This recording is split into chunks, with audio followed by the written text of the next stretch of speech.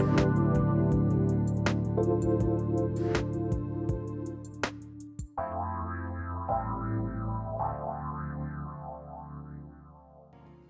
everybody, welcome. It's so great to have all of you tune us in and turn us on. We have got a great show, special show today. I get to have a chat and hang out with my friend and colleague, Laura Meeks. Today, we're going to be talking about the best of times. What does that mean? What does it mean to live and look for the good in life? You know, one of the things I like to think about is the slide and glide of life, that too. For those of you, let me tell you a little bit about this incredible international talk radio host, life coach, and professional speaker. So here's what I love. You can go and listen to all of Laura's shows on Transformation Talk Radio. There is a lot of them. You'll get to hear about her own personal journey, her life, who she is, who she's becoming, and what she has said yes to literally help all of us step in and fly high in life. Now, how do you live in the vibe of this good life? What are we shooting for? What are we hoping to achieve? And are we looking at what isn't working, or are we looking at the abundance of things that are? Some days you're the windshield, and some days you're the bug. Laura, great to have you. I don't know how, neither one of those is a great option, right? I mean, I guess if you're the windshield, you could just clean up the mess. Well, I'd say it's a really interesting analogy. I don't know if you remember the movie Men in Black, but it's yeah. The whole start of the movie is this little bug flying around and missing all this stuff, and then splat, the last splat goes right into the windshield. Yeah, sometimes, honestly, I have to say that isn't that so true in life? Is sometimes you feel like you're flying around and you're making progress, and then splat, you hit the windshield. Exactly.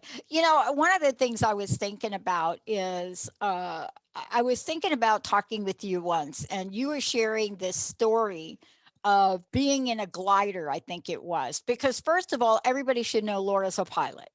And there's a lot of things we could share that have to do with that. Jacob, I hope you have the film clip movie we created for Laura. And if you don't, probably Olivia's listening is going to be like, get Jacob that now. One of the things for sure is when you're in a glider, it's the way you described it. You're gliding. It's not like a sailboat where I'm sailing and you got the backup engine, right? Yeah, well, like in a sailboat, there's like, oh, we're sailing. It's all about the wind. And yeah, what happens when the wind dies? You turn on the engine, right? You definitively are near a bigger body of water, because I grew up in a lake and we didn't have the little extra engine on our sailboat. You just went out and you made it back. But yeah, no, absolutely right. And it is it's a wonderful experience. I've flown for those that have been around. I was a B-52 pilot in the Air Force, so I've flown 500,000 pounds of jet fuel around, and then I've flown gliders, which is about 600 pounds of airplane around, and it is a definitively different feeling to be in a glider, because you're absolutely right. You don't have that extra little engine. You don't have, it really is very much like sailing. It becomes very much a mental game of, I'm going out, where's the wind? How can I get back? Those are the thoughts that are going through your mind. But I will say one of the other interesting things about gliding is that having flown gliders, it really gives me a ton more confidence in the fact that I can actually go airborne and come back without an engine. So there's a certain confidence boost that comes from that, and very much like life, when you are working on some stuff that you haven't ever done before. Yep. the first time you're up in a glider, you're thinking, whoa, where's, no engine. How do we get back? It's like, well, after it's kind of funny because unlike powered airplanes that when the engine turns off, you kind of like are going down. Like this is like, whoa, You're going down. yeah. Yeah. In a glider, it's just like, I mean, we're just barely going down, just barely going down. So, you see the airport over there 5 miles. It's like, we got this. I mean, we Yeah. might as well stake around here for a while because, geez, we can fly over there with half the altitude we have. And the reason I'm bringing it up is for this, Laura. It's like there is a happiness when you talk about flying that I've gotten to know and love. It's what we're talking about today, the good in life, right? I mean, look at your background, right? This is fly high living. This is the good in life. Here's the question that people ask. And I know they've asked me, and I know why? Why are you people on that happy network? Why are you looking for the good in life all the time? Why are you doing that? It's a reason, isn't there? Well, and we deal with this all the time, and personally, this is a huge personal challenge for me as well. And part of the reason that I love being around you and Transformation Talk Radio, because it is filled with a lot of positive things that are going on. One of the challenges of life in America, but just life on Earth, is that we're trained by our parents who are trained by their parents who are trained by their parents. So what flows downhill is this survivalist, look for the danger, look for the tiger. The tiger's behind you. Look around. There's danger is all around. And part of the challenge of that is that is blocking you from seeing the good. And when you and I were chatting about what do I want to talk about, after going through a 2020 and just to point out some minor flaws of 2020 and insurrection on the Capitol, never in our life did we think that was going on. And it was so easy.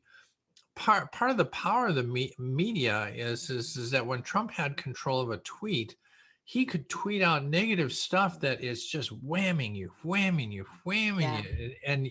and it's hard to even get through the kitchen into the downstairs office before you're just overwhelmed with all these negative things. And one of the things that we know from time immortal is that your thoughts are what create this reality. Now, I've heard it from hundreds of different trainers. Pat, you and I talk about it all the time, but Jesus talked about it. I mean, everybody knows that what you think about is what you bring about, but doing it, that's a little more challenging because there is something incredibly attractive about negative thought. There is. Here's the difference between 8 days ago, or maybe a little bit longer, let's say since the 6th, when Twitter decided, no, you're not going to talk that stuff. God, what's the difference between the new, what the headlines are now? This is how we're not able to talk about hate stuff much anymore. There's a couple of things we're still talking about.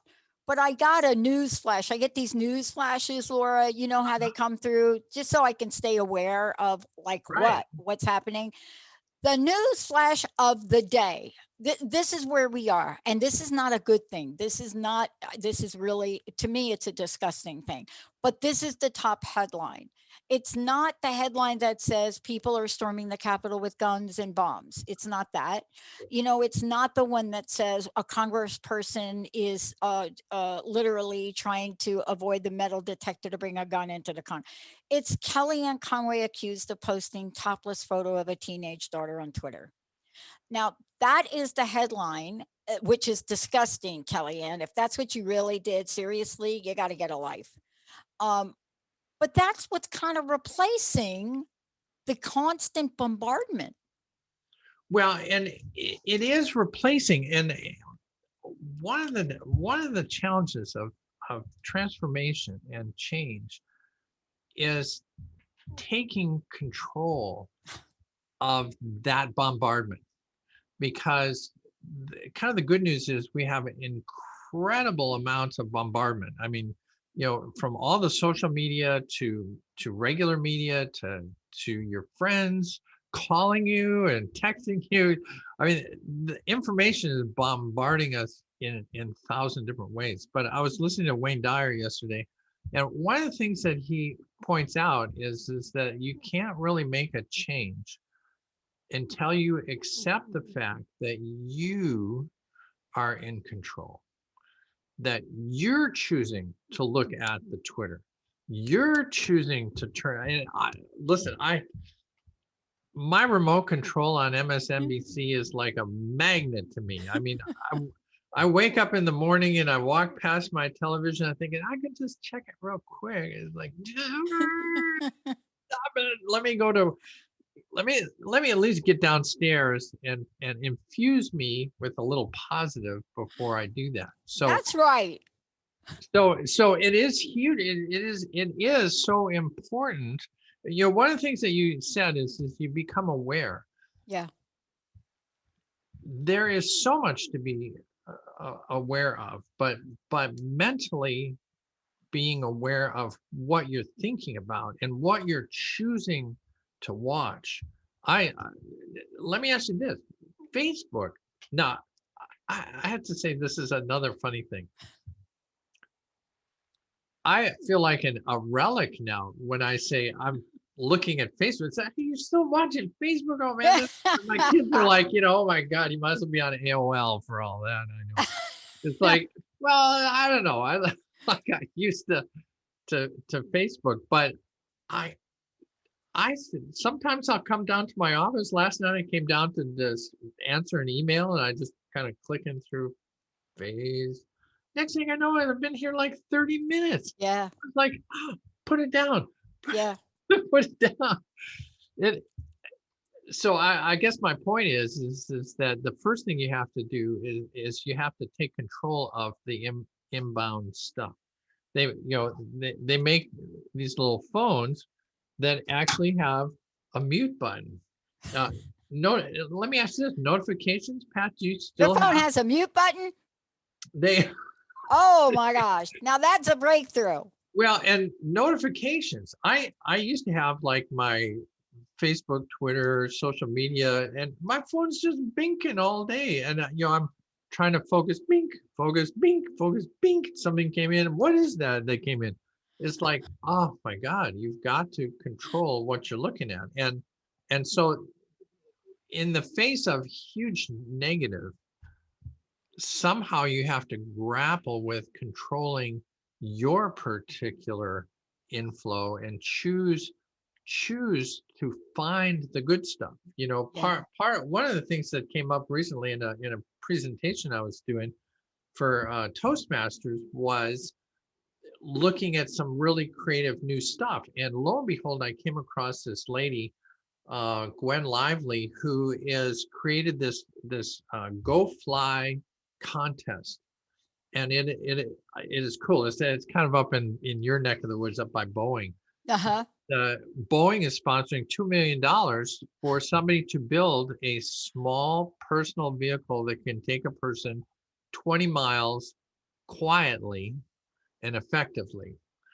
And the idea is just to blow your mind away of the things that people are coming up with. Remember Star Wars? Yeah. Remember there was I think it was the second or third movie where they're on these little speeders running through the redwoods. That's right. This Russian guy built a thing like that. This is like, and I bring that up only because from that I started looking around for the coolest new technology stuff that's going on, because it's engaging. You started the show with, it was the best of times and the worst of times. I use that quote. In fact, I actually bought Tale of Two Cities. That's where it comes from. So hard to read that book. I don't know what language he was speaking when he was writing that book. I had to get an interpretation of his English book. But it's an interesting thing. But all of that just points out that every day in every timeline on Earth is the best day or the worst day. And the person that's making the choice is right here. True? Yeah, it is. And, I think we're at the time now where we are at a real tipping point evolution in the human potential movement. And what I mean by that is the old human potential movement folks that have stepped forward, I don't know, like over a decade ago when I first started doing this. Benny knows we've interviewed them all at some point in time, both men and women, and dogs and cats that could speak, and people that could bring spoons through their mouths. I mean, we've pretty much done it all. But what I came to realize, and what inspired me this year to finally, after being just beaten down by book agents and publishers to write a book, I finally got to the place this year, 27 days, 27 days in January of this year, 2021. And I finally got to the place where I realized I have something to say. And it's not what 50 million people have said to me. Because, Laura, how many times have people said to you, man, you've interviewed a bunch of people. Why don't you just take all those conversations and like put them in a book? Okay, well, you could do that. And then what do? Go on a book tour and talk about all the different people and what they said, and you have no opinion. But this is not this year. This is a different year. And for somebody like me who has no air in her birth chart or even her solar return, and we have now moved into the age of Aquarius. Holy cow. Are we finally back to the age of Aquarius? We're actually back into the age of Aquarius. Good song. But how do you, Laura, and for those of you just tuning in, very special guest today, all of you know Laura Meeks. How would you, Laura, describe what I'm feeling 26 days in January, 26 days of what I have felt to be the greatest energetic shift that I have felt in my life in a really long time? Can't explain what that means. It's not a political statement. It's just a sense of things. Well, first of all, I would agree with you. I mean, I worked with Marcus and Sheila Gillette. She manifests an entity called Theo, very much like Abraham and some of the others. And one of the intriguing things, I had a recorded interview with her in 2016, and we talked a lot about the election and the move, which felt like giant negative energy, like we're swirling down. And part of what Theo said is that there is kind of a pattern to the universe and a reason that stuff does happen. And as challenging as the last 4 years have been for everybody, whatever your political flavor, it's been challenging either side. That also has been a movement of growth for the country and for the world. The pandemic, it's not since 1918 have we faced this. Nobody in our generation has ever faced this. And all of a sudden we're in the midst of this. How do you live when you have to be locked down? And you're thinking, oh man, this is the worst thing that could happen. But it also is the best thing that could happen because of that shift. And I think you're feeling the shift. I'm feeling the shift. This movement away from 2020 and all the hubbub that happened is now starting to open up a window where people have used this time where you're literally locked in the house, trying to decide, who am I? What am I doing? What am I going to do? What do I want to? I mean, a lot of us in this kind of work, go to workshops and ashrams and all kinds of places to get that feeling where the world got that feeling because we had to lock down and say how important is it that I live, and what's the what's the chance of me dying, and what do I want to do before I die, and all of that. Huge growth and huge benefit, I think, as we come out of this, is people are much clearer on what they want. And that's kind of to kind of go back to the best of times.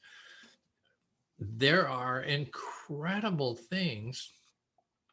One of the things I talked about is that in aviation, which I absolutely am passionate about, one of the most creative growth periods for aviation was right in World War One. And just after, I mean, when the whole world was collapsing and we're in trench warfare and millions are dying, aviation was, I don't know if you ever saw Magnificent Men in their flying machine, but I mean, there's the umbrella guy and there's the Venetian blind guy. And I mean, they were trying anything and everything to get airborne. And it was an incredibly creative time in that zone. And if you were to go back and interview people and you interview somebody who's in the trench, yeah, this is the worst of times. If you're interviewing a pilot, it's like, this is the best of times. So is it the best of times or the worst of times? Well, kind of comes back to, where are you? I'll tell you what it is for me, and maybe you can describe it in Laura Meeks terms. It's possible. Because you and I both come from this place. Look, I know what it's like to be in different places in life. And I talked about something the other day that I hadn't really remembered. Viktor Frankl was pretty much my mentor in a lot of ways. And most people don't even know what Viktor Frankl was. I love Viktor Frankl. Exactly. And I'm actually going to start a series on this because here's what I remember. We're watching part of this atrocity on our sacred land called the Capitol. And there's T-shirt guy that has a T-shirt about Auschwitz. Yeah. There are millions of people that don't know what Auschwitz is or was. And I think for those of us that grew up, not directly in the middle of that, but in the aftermath of that, in the aftermath of how do we protect ourselves? My dad built a cement bunker in the basement because these people came out of World War II. And when they came out of World War II, their livelihood was at stake. You see, they saw this force that we called communism. And that is a term that gets thrown around a lot by people that never lived through it. Yeah. Right? And as the socialism, socialism. And, my friends that get all over me about socialism, when I say to them, I say, great, you don't like socialism. When you turn 62, refuse your Social Security check. Just stop it. Yeah. Or maybe Medicare. Don't take Medicare. Just decide I'm not going to take that. Yeah. Well, Harry, it's as time goes on, and I'll kind of riff on this for a second. Yeah. When I was in high school, do you remember history class? Did you have history class? I had history. I don't know I think we still teach history. That was my nemesis. I hated history class. It was just I hated memorizing. Yeah, well, and that was the challenge is that was taught as memorization. When was the War of 1812? I don't know. I know that one. I know that one. You do, Benny? What is it? 1812. 1812. Oh my God. Man. Okay. Who's buried in Grant's tomb? But then who's buried in Grant's tomb? Jacob. Jacob, do you know that? Who's buried in Grant's tomb? Oh my gosh. Oh my gosh. We got him. We got Jacob. We'll Google it. Well, it's look, challenging because that history, and I'll use this as an important piece. History for me then was about memorizing stuff that happened way back, and who gives a crap about what happened back there. But one of the interesting things that I pondered for years and years as a kid was we learned about Hitler. Yeah, we did. This one guy, Hitler, who who somehow took over Germany and killed all these people. I'm thinking, Yeah. how could one guy Yeah. do that? And it was this kind of like this mystery, like he just showed up. I mean, like, did they, I mean, I didn't have that, like, how did he come to power and what did he do? It was just kind of like the fact that there's this bad guy. And it's not till later in life that you ask yourself, well, yeah, no, how did that guy? Exactly. How did it? Well, he's charismatic. He was answering the needs of a certain group of people. He got people to do what he wanted them to do. And then you realize, oh, that's possible elsewhere. Yeah. And one of the things that I think that we've lured ourselves into with America and the social media is that we're somehow impenetrable and impossible. This is, I liken it to, and again, I haven't spent a lot of time studying the Roman Empire, but everybody in the Roman Empire thought this is going to last for freaking ever and ever. We're the kings of the earth and we're going to last forever. And it didn't. The British Empire thought they were the kings of the world, and they were for a while, but it doesn't last forever. And I think one of the things that we saw on the 6th was this little experiment that we're working on here in America is really fragile. Yeah, it is. You can't just, just like so many people that in my kids' arena are kind of like, yeah. It's about me. I got to get a job and get some money and pay some rent, and whatever they do in Washington, it doesn't involve me. I'm not even sure who my representative is. Who cares? I mean, it's just about me getting to work and starting a new internet business and making $1 million this year. And it's like, no. There's a bigger thing out here called a country. and while you're working really hard, you might lose it. Right? There's no question about it. I mean, I think that most of us, and Laura, this gets us back to looking at and having a conversation about the glass half empty or half full. It was one of those questions I got asked in some kind of personality assessment test in my corporate world. And I remember the consultant coming in and asking you a bunch of these random questions, all of those corporate assessment things. Yeah. And one of them had to do with this glass. Now, you have to know about me to know I'm a kid from the street, never read children's books. I mean, this is my upbringing, right? I mean, I've since read the books. But if you ask somebody like me in the middle of a corporate intervention and, they're trying to, and you ask somebody that has never heard the glass half empty, half full deal, so the answer is from somebody that is so naive, you don't even know what the question is what is it? Is the glass half empty and half full? I said, I never pour anything into a glass halfway. So I don't even understand the question.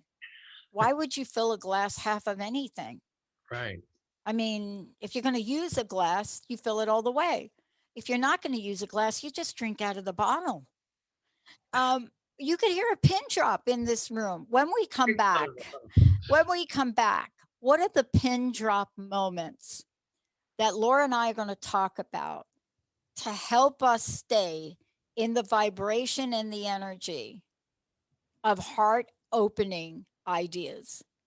People look at 2020 and the best and the worst. I've talked to some people about 2020 and they've had the best years of their lives. Why? And I'll tell you this morning on a call, I said, I'm so grateful for the resources I have. And even with the resources I have, I cannot get my Bank of America, to explain to me why I haven't gotten my application for additional PPP, or even more importantly, how hard is it for you to give me the now simplified PPP forgiveness form? And I have a lot of resources. I am praying for the folks out there that have been out of work that don't have those resources. And man, if you need any help with the PPP stuff and even understanding what it is, and you're thinking I'm not eligible because I work in a hair salon or I wait on tables, let me tell you, you have every right to that money as anyone. And that is part of the good news of 2020 and 2021. We're going to take a short break. When we come back, We'll be we back. got more good stuff. But here's a question for you. Do you know who the 10 most notorious and successful liars throughout history were? Wait till you hear the answer. You will be shocked. It's actually a woman. We'll be right back.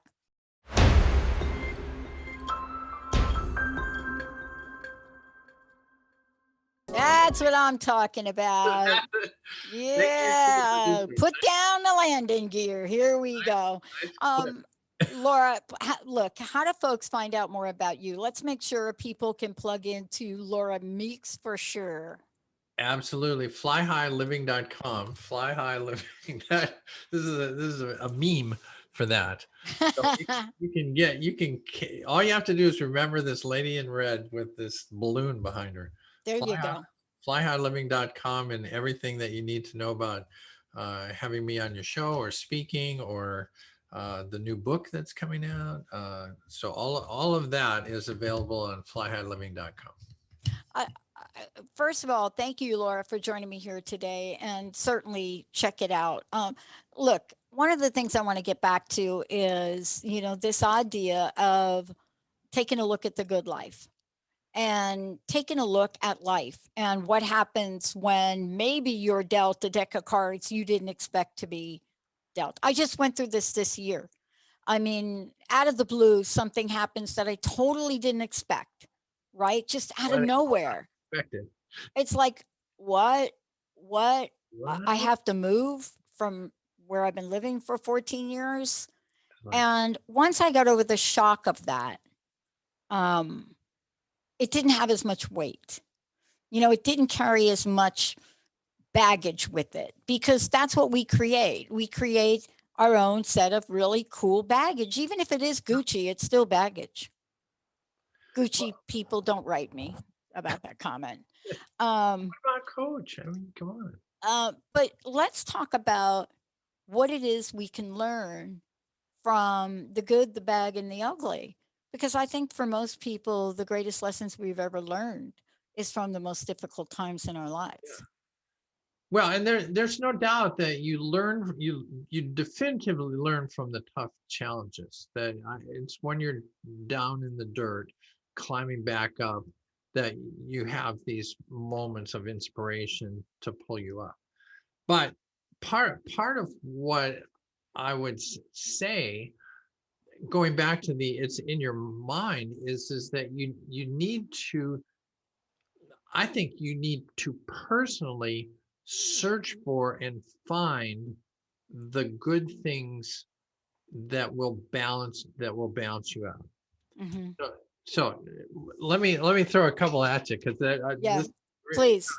I was looking at the Go Fly contest and the personal flying machine and there's there's some really incredible stuff out there, not to include jetpacks. And there's a guy, I saw an incredible video of these guys that built this little plastic wing with jet engines, and they jump out of an airplane like at 10,000 feet and turn on these jet engines.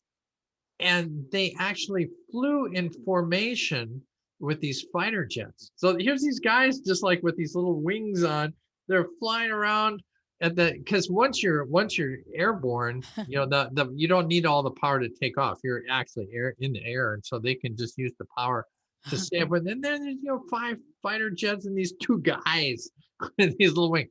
I'm thinking, whoa, what a world is this? A couple other things that I found really interesting. Hypertube. Do you remember Elon Musk is working on a hypertube, and he originally proposed it. This is a 700-mile-an-hour tube. You get into this little bullet. You go into this vacuum tube, and 700 miles an hour, you can be from LA to San Francisco or, Seattle to Portland in 20 minutes or God knows what. Oh man. They have actual working models of these things, which it's interesting. The other thing I'll point out, because it's stuff like this. I have to say, when you're scrolling through Facebook or you're kind of on the internet and you're just kind of wonder what I do, go out to YouTube and look for some of these things, because the first things that are going to show up on YouTube are going to be all the negative news shows and all the other crud that's out there. So you got to kind of search for it. Elon Musk is talking about taking off in a rocket from Los Angeles, flying over to Tokyo and landing 30 minutes. He says the world has shrunk with missile travel. So that it's like missile travel. I spent a lot of my career aiming nuclear weapons at Russia, missile travel, but that was a kind of a different sort of travel. But they're talking. I mean, he has now. If you haven't seen it, it's the most incredible. There's a great video of his booster rockets just landing on a little helipad. And when you extrapolate that, now you're talking about putting. And he's talking. His latest rocket is huge, so he's talking about 1,000 people getting in a rocket, wow, flying to Tokyo in 30 minutes and be $1,200. Wow. It's like, wow. And that's the world we're living in. It's like, oh my God, there's that holograms, virtual reality, headphone translators. I just saw this the other day. You can put a little bug in your ear and they can talk to you and it'll just translate into your ear. It's like Star Trek. It's like, yeah. Well, look, Laura, look. I went through and I just got my total knee replacement in my right knee. Nice dinner conversations, by the way. Yeah, no problem.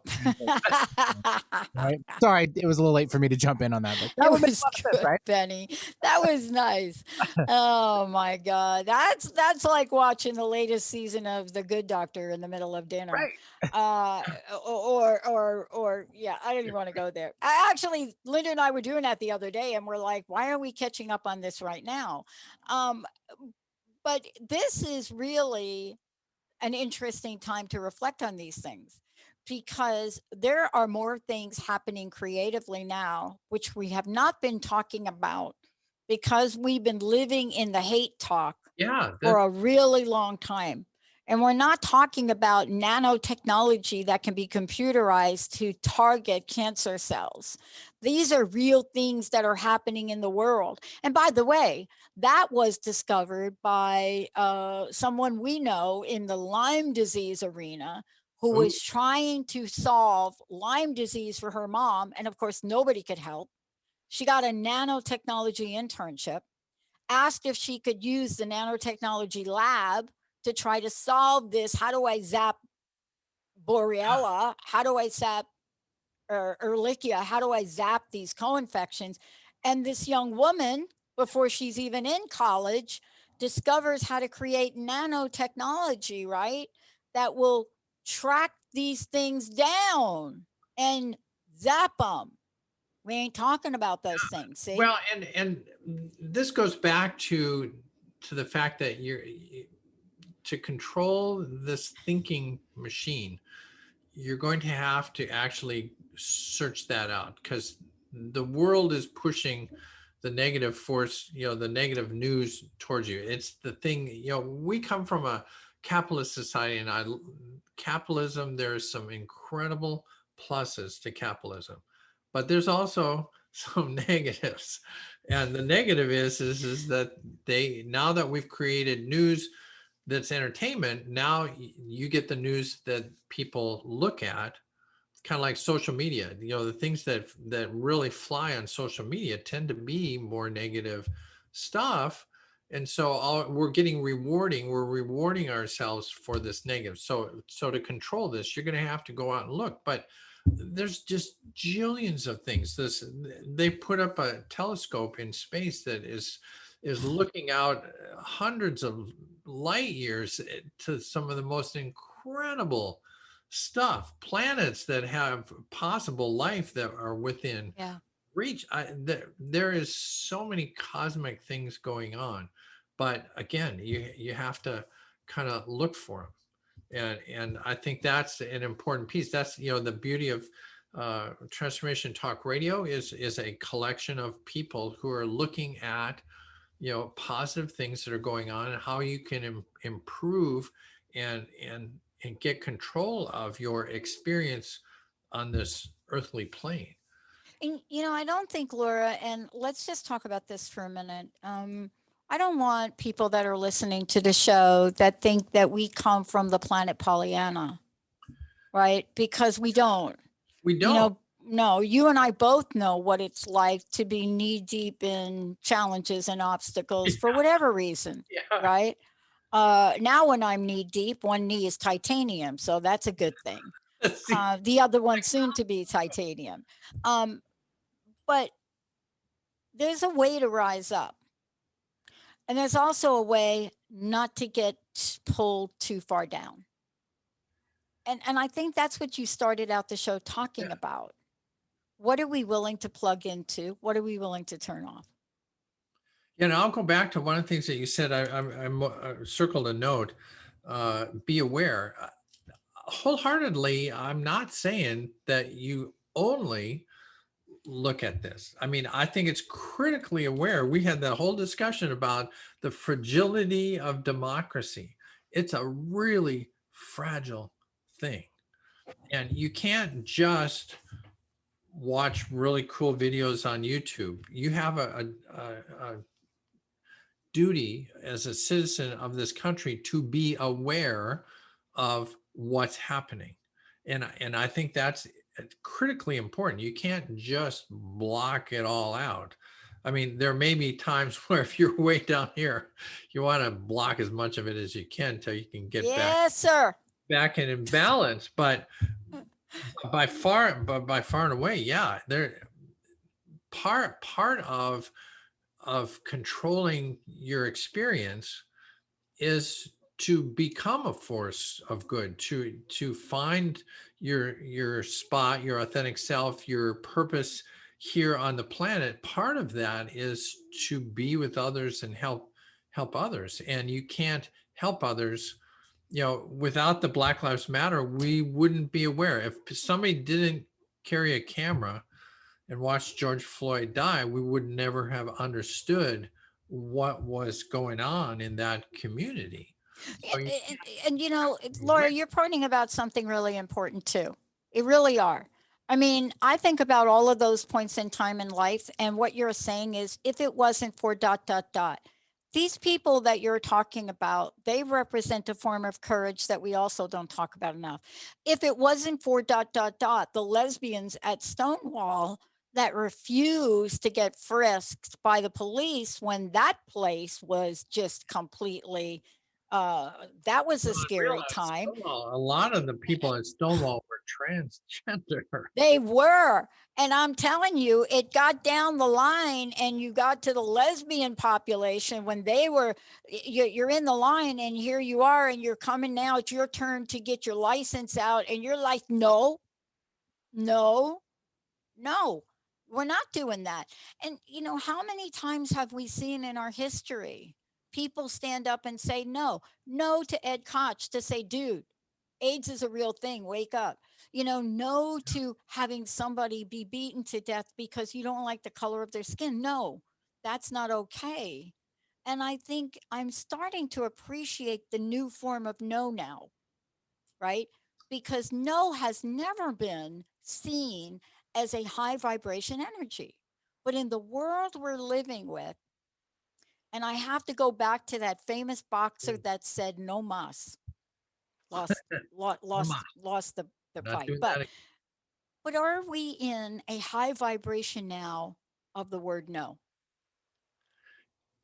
Interesting concept. And to go back to Dr. King and Black Lives Matter protests, which in my view were mainly peaceful, to peacefully, democratically say no is a high vibration. To say no to insurrection at the Capitol, to say no to a president who's riling people up, to say no to somebody who's clearly lying. You're absolutely right. There is power in no. To vote against, I mean, this was kind of the whole issue this year was is that if you're looking at the world and how people make changes, there are the Hitlers and Mussolinis and the autocrats and authoritarians that are just saying, I'm going to do it my way, like it or lump it. Or how we do it, our experiment is we vote.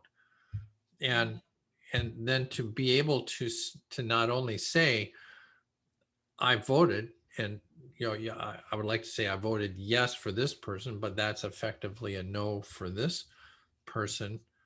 But that's a peaceful way to do that. And so, when I'm talking about awareness of your situation, you have to be aware of what democracy is. How does it work? Where do you, what does the Justice Department do? What does the Supreme Court do? Who's in control? You have to have some knowledge of that, and so that you can effectively make a peaceful choice by voting for the people that represent you, and what they're going to do.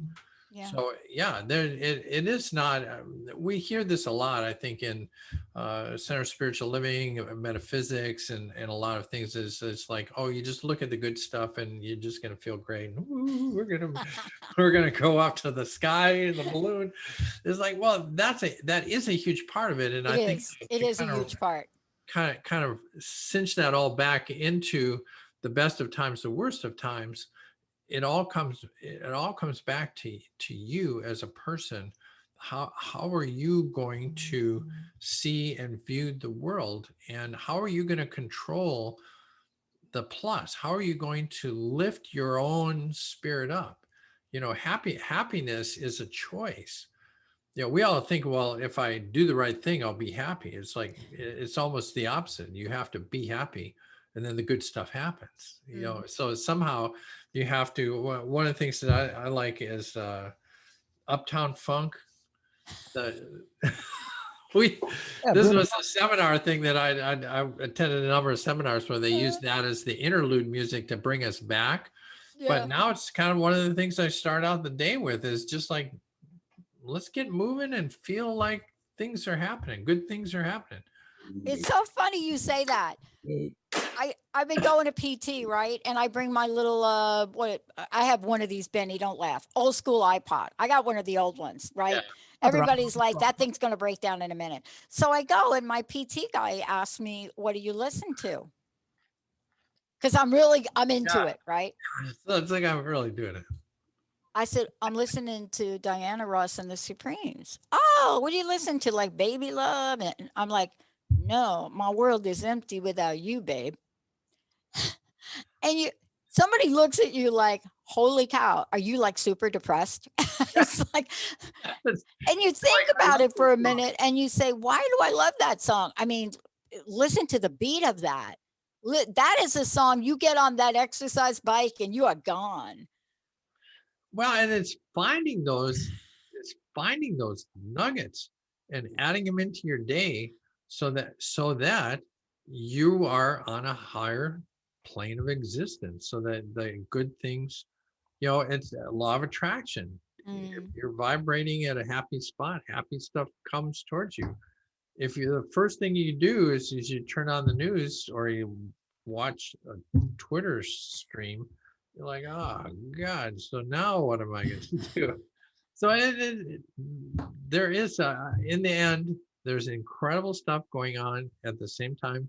The good stuff is going on. The bad stuff it's all a mix. It's always been that way since the Roman Empire or whatever, wherever, however far back you want to go. It's always that way. That's life on Earth. And it's up to you to choose every day, every moment, to be aware of what you want to do and to take your body there. It's up to you. You got to do it. Laura, thank you so much for today, because it's always fun. It really is. It is. This is a message for, I don't care what year you're in. I don't care what election. This is one of the most empowering things we can be reminded of. And it really goes back to Viktor Frankl. I mean, for those of you that don't know who he is, please Google him. Please get a copy of Man's Search for Meaning. Get a copy of his first book. Like, I was given that and told you better read it or you will not ever have a life. That's what I was told. Read this book or you're never going to have a life, Pat. And I started to read it in awe. And Laura, you started out by saying something interesting, and I want to get back to it. Thank you for reminding us that what we do conceive, we can achieve. Thank you for reminding us that We are really in control of the vibrational fate of our lives. We get to make it or break it. You do. You do. How do people find out more about you, Laura? How do we keep in touch with you? Find out when the book's coming, all of the above. Laura Meeks, Fly High Living. Yeah, you can email me, Laura at Fly High Living. I actually read my emails sometimes. I might appreciate Now that's brutal honesty. they well, you know, in the land of so much information, I must get 600 emails a day, and it's brutally interesting. But flyhighliving.com, we can do the old thing, www.flyhighliving.com. Call me now, operator. Oh my God. When did www become the old thing? Yeah. I guess recently. I don't know. I was typing in a link on a form, and it said type in your website. So I just typed in flyhighliving.com. It says no, type in a website. It's like I did. It's like .com, right? It's like so www.flyhighliving. Oh, that I know. It's like, oh my God. no. It's like, okay, whatever. Whoever created the form was from our generation. You heard it first here, folks, from Laura Meeks. Well, thank you. www is now officially obsolete. Laura, personal message. What do you want to leave us with? Hey, I just want to leave you with the message that there is joy and happiness for you on this earth, and it's just a matter of searching for it. So come back to Transformation Talk Radio, look for the people that you love and follow them, and that will take you to where you want to go. That's my message. Laura Meeks, everybody, Fly High Living. I'm Dr. Pat, and certainly Benny has been pushing all the buttons on his end of things, and Jacob as well. Yes. And Jacob, I can talk to you later about who is actually buried in Grant's tomb. We could chit chat about that later. All right, everybody, we're going to take a short break. We'll be right back.